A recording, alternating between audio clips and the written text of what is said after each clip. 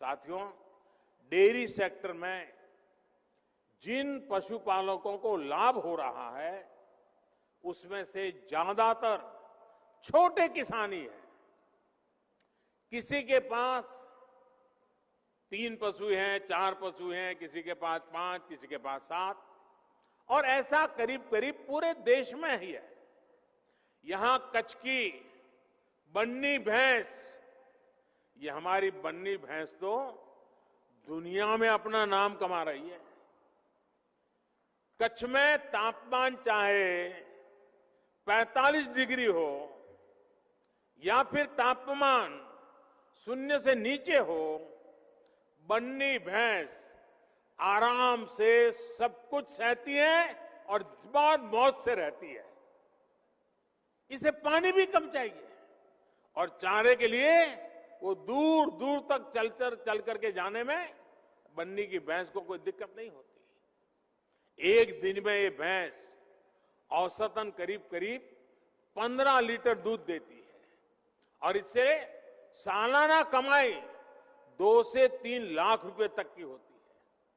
मुझे बताया गया है कि अभी हाल में ही एक बन्नी भैंस 5 लाख रुपए से भी ज्यादा में बिकी है। देश के और लोग सुनते होंगे, उनको आश्चर्य होगा, बन्नी की भैंस 5 लाख रुपया, यानी जितने में 2 छोटी कार खरीदे इतने में बन्नी की एक भैंस मिलती है। साथियों, साल 2010 में बन्नी भैंस को राष्ट्रीय मान्यता भी मिली थी। आजादी के बाद भैंस की ये पहली ब्रीड थी जिसे राष्ट्रीय स्तर पर इस तरह की मान्यता मिली। साथियों, बन्नी भैंस के दूध का कारोबार और उसके लिए बनी व्यवस्था यहां कच्छ में बहुत सफल रही है।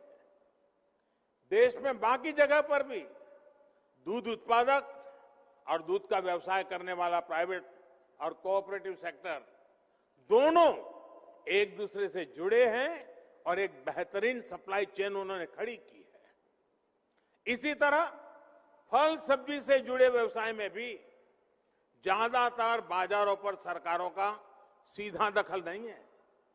साथियों, यह उदाहरण मैं विस्तार से इसलिए दे रहा हूं क्योंकि आजकल दिल्ली के आसपास किसानों को भ्रमित करने की बड़ी साजिश चल रही है। उन्हें डराया जा रहा है कि नए कृषि सुधारों के बाद किसानों की जमीन पर दूसरे कब्जा कर लेंगे। भाइयों बहनों, मैं आपसे जानता हूं, क्या कोई डेयरी वाला आपसे दूध लेने का कॉन्ट्रैक्ट करता है तो आपकी गाय भैंस ले जाता है क्या?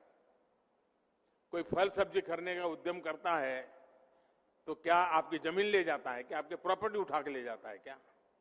साथियों, हमारे देश में डेयरी उद्योग का योगदान कृषि अर्थव्यवस्था के कुल मूल्य में 25% से भी ज्यादा है।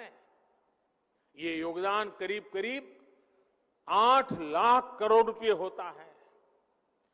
दूध उत्पादन का कुल मूल्य अनाज और दाल के कुल मूल्य से भी ज्यादा होता है। इस व्यवस्था में पशुपालकों को आजादी मिली हुई है। आज देश पूछ रहा है कि ऐसी ही आजादी अनाज और दाल पैदा करने वाले छोटे और सीमांत किसानों को क्यों नहीं मिलनी चाहिए? साथियों, हाल में हुए कृषि सुधारों की मांग बरसों से की जा रही थी। अनेक किसान संगठन भी पहले ही मांग करते थे कि अनाज को कहीं पर भी बेचने का विकल्प दिया जाए।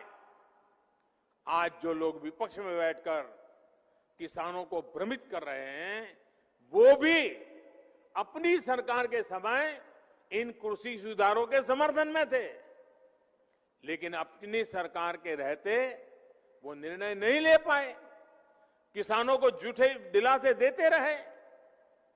आज जब देश ने यह ऐतिहासिक कदम उठा लिया तो यही लोग किसानों को भ्रमित करने में जुट गए हैं। मैं अपने किसान भाई बहनों से फिर एक बार कह रहा हूं, बार बार दोहराता हूं कि उनकी हर शंका के समाधान के लिए सरकार 24 घंटे तैयार है। किसानों का हित पहले दिन से हमारी सरकार की सर्वोच्च प्राथमिकताओं में से एक रहा है। खेती पर किसानों का खर्च कम हो, उन्हें नए नए विकल्प मिले, उनकी आय बढ़े, किसानों की मुश्किलें कम हो, इसके लिए हमने निरंतर काम किया है। मुझे विश्वास है हमारी सरकार की ईमानदार नीयत, हमारी सरकार के ईमानदार प्रयास और जिसको करीब करीब पूरे देश ने आशीर्वाद दिए हैं, देश के हर कोने के किसानों ने आशीर्वाद दिए हैं। मुझे विश्वास है कि किसानों के आशीर्वाद की ये ताकत, देश भर के किसानों के आशीर्वाद की ताकत, जो भ्रम फैलाने वाले लोग हैं, जो राजनीति करने पर तुले हुए लोग हैं, जो किसानों के कंधे पर बंदूकें फोड़ रहे हैं, देश के सारे जागरूक किसान उनको भी परास्त करके रहेंगे।